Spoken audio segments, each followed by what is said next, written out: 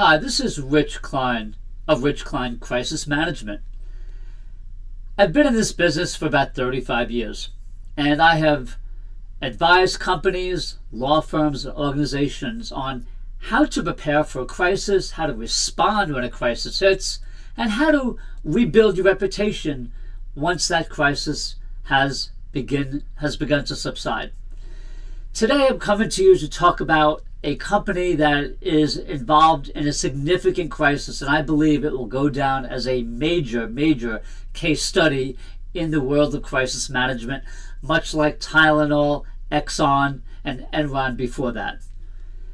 Boar's Head, the well-known deli product producer, had an incident with listeria that was first announced on July 25th. At the time, it involved just one of its products, liverwurst. But a few days later, Boar's Head was forced to announce that 7 million more pounds of product had to be recalled, and this involved many different deli meats that are used in restaurants and supermarkets around the world. Here we are on August 11th, and this crisis just keeps getting worse for Boar's Head. The reason I'm talking about this is because with all the history, some 50 years of analysis of crisis management and crisis communications, this company has completely failed to pass the basic test of crisis communications and crisis management 101. There's a CEO of the company named Larry Helfont, and when this initial crisis began around July 25th, I actually posed a question on Twitter and Facebook to the company and said, why are you referring customers and other interested parties just to the Centers for Disease Control website about the recall? I didn't say this to them, I'm telling you now, the company, the CEO, should have immediately, in his own voice, put out a statement about this crisis. They should have had a press conference. Instead, they put out this boilerplate recall announcement, which had no humanity attached to it. It had no human voice. It had no face.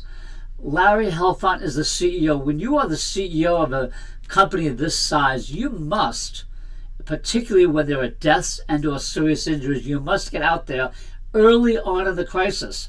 Right now, Boar's Head is suffering a severe challenge to its brand and future reputation. The lawsuits have already begun, and I'm sure there'll be many more. Let's just look at some facts as reported by some of the media today. Here's August 11th. As of August 8th, 3 residents of Massachusetts have been reported as becoming sick in this outbreak. Okay, so far to date, 43 people in 13 different states in America have become ill as part of this outbreak, according to the CDC. All of them were hospitalized, and 3 people have died: a New Jersey resident, an Illinois resident, and a Virginia resident. New York State has seen the most cases with 14 sick people, followed by Maryland, which has had 8, according to the CDC.